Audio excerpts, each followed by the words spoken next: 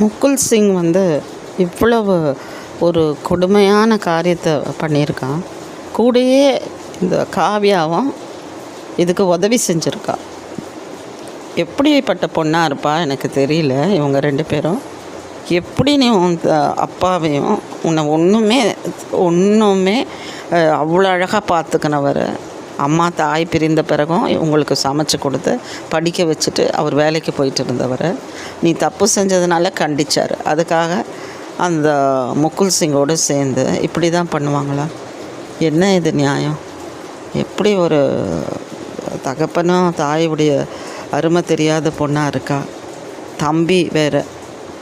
இப்போ இந்த தம்பி இந்த உள்ளே அவங்க ஃப்ரிட்ஜுக்குள்ளே அவனை போட்டுட்டாங்க. குழந்தைய ஒரு கம்பளி போட்டு உள்ளே வச்சுட்டு அவங்க அதே இடத்துல அவ்வளோ நேரம் செலவு பண்ணியிருக்காங்க.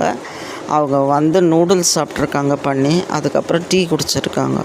அவங்க அவ்வளோ நிதானமாக அந்த 2 பேருடைய அவங்க சடலம் பிணமோட அங்கே இருந்திருக்காங்க. அவ்வளோ கொடூரமான குணம் உள்ளவங்களாக இருக்காங்க. இவங்க இப்படி இருக்கும்போது அப்புறம் அந்த வீடியோவில் பார்த்தா அப்போ அவள் முதல் போகிறா, அதுக்கப்புறம் 2வது இந்த பொண்ணு போகிறா, அதுக்கப்புறம் ஃபஸ்ட் பிளாட்ஃபார்ம் போகிறாங்க, 4வது பிளாட்ஃபார்ம் போகிறாங்க. ஒரு பஸ்ஸு ஒரே கட்டினி போகிற பஸ்ஸு, ஒரே ரூட் பஸ்ஸு, அதை விட்டுட்டு 9 இடத்துல ஏறி இறங்கி அவங்க பண்ணுறாங்க. அது ஏன்னா போலீஸ் அவங்க ஏமாத்துறாங்களாம் கண்டுபிடிக்காதபடி. இது எப்படி சாத்தியம்? எல்லாமே இவங்க கண்டுபிடிச்சிடுவாங்க. நம்ம காவல்துறை ரொம்ப ஸ்மார்ட்டானவங்க.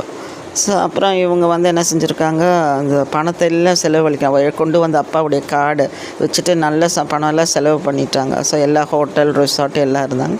பணம் குறைய அவங்களுக்கு அப்புறம் கோவில்கள்லையும் அங்கேயும் கொடுக்குற பிரசாதம் இதெல்லாம் வாங்கி சாப்பிட்டுட்டு இருந்தாங்க. ஏன்னா அவ்வளோ பணம் குறைஞ்சிருச்சு. தூங்குறதுக்கு இடம் இல்லாதனால சும்மாவே பஸ்ஸுலேயே போயிட்டு ட்ராவல் பண்ணியிருந்தாங்க, இடம் இல்லாததுனால. அப்புறம் அவங்க ஹரித்வாரில் இருக்கும்போது தான் இவங்க பிடிக்கிறாங்க. அப்போ 11 மணிக்கு ஹரித்வாரில் இது ஜபல்பூரில் இந்த பொண்ணை பிடிச்ச பிறகு அந்த பையன் ஓடிடுறான். அதுக்கப்புறம் 11 மணிக்கு அவன் வரான், மீண்டும் வரான். அவன் யாருன்னு எல்லோரும் கேட்குறாங்க போலீஸில், ஜபல்பூர் போலீஸில். இல்லை, நான் தான் அந்த முகுல் சிங், இந்த ஜபல்பூர் டபுள் மர்டர் பண்ணவன் தைரியமாக சொல்லி ஒப்புக்கொள்கிறான். அப்போ நீ ஏன் தானாக ஏன் அன்றைக்கி ஓடுனேன்னு கேட்டேன். அன்றைக்கி ஓடுனேன், தப்பிக்க பார்த்தேன். ஆனால் இப்போ நான் என் வாக்கு மூலம் சொல்லனா அந்த பொண்ணு தப்பிச்சிடுவா. அவள் என்னோட இருந்தான்னு அவளும் ஜெயிலுக்கு போகணும், அவள் என்னை விட்டுட்டு அவள் தப்பிக்க முடியாதுன்ற ஒரு எண்ணம் மாதிரி அவன் சொல்கிறான். ஸோ அப்போ அவன் அன்றைக்கி நடந்ததை சொல்கிறான். அவன் மீண்டும் அவன் அதையே தான் சொல்கிறான்.